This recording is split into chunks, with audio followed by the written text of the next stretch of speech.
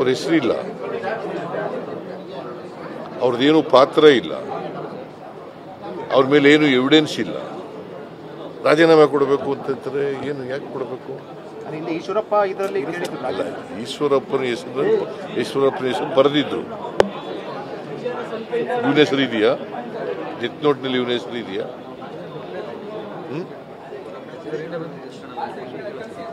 ಪ್ರಿಯಾಂಕ್ ಖರ್ಗೆ ಹೆಸರು ಎಲ್ಲೂ ಕೂಡ ಇಲ್ಲ. ಅವ್ರು ಹೇಳಿದ್ದಾರೆ ಯಾವುದೇ ಎಂಕ್ವೈರಿಗೆ ನಾನು ತಯಾರಿದ್ದೀನಿ ಅಂತ. ನಾವು ಈಗ ಅವ್ರ ಮೇಲೆ ಕಂಪ್ಲೇಂಟ್ ಕೊಟ್ಟಿದ್ದಾರಲ್ಲ, ಆ ಕಂಪ್ಲೇಂಟನ್ನು ರಿಜಿಸ್ಟರ್ ಮಾಡ್ಕೊಂಡು COD ಕೊಟ್ಟಿದ್ದೀವಿ. COD ವರದಿ ಕೊಡಲಿ. ವರದಿ ಕೊಟ್ಟ ಮೇಲೆ ಪ್ರಿಯಾಂಕ್ ಖರ್ಗೆ ತಪ್ಪು ಮಾಡಿದ್ದಾನೆ ಅಂತ ಗೊತ್ತಾಗಬೇಕಲ್ಲ. ಈಗ as it is, there is no evidence, there is no document, there is no mention of his name in the death note. BJP demanding hand over to CBI sir. ಯಾಕೆ ಅವ್ರು ಯಾವ CBI ಕೊಟ್ಟಿದ್ರು? ನೀನು ಹೇಳಪ್ಪ. ನಮ್ಮ ಪೊಲೀಸ್ನವ್ರ ಮೇಲೆ ನಮ್ಗೆ ನಂಬಿಕೆ ಇಲ್ವಾ?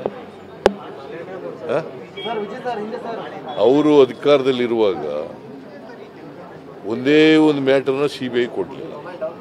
ಕೊಟ್ಟಿದ್ದಾರೆ ಯಾವತ್ತಾರವೇ? ಕೊಟ್ಟಿಲ್ಲ.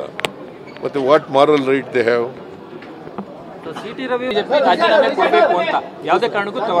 ಏನಾದ್ರು ಎವಿಡೆನ್ಸ್ ಇರ್ಬೇಕಲ್ಲ,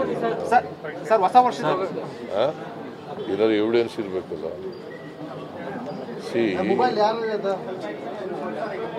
ಏನೂ ಎವಿಡೆನ್ಸ್ ಇಲ್ದೇನೆ, ಡೆತ್ ನೋಟ್ನಲ್ಲಿ ಅವರು ಹೆಸರು ಇಲ್ದೇನೆ ರಾಜೀನಾಮೆ ತಗೊಳ್ಳಿ ಅಂತಂದ್ರೆ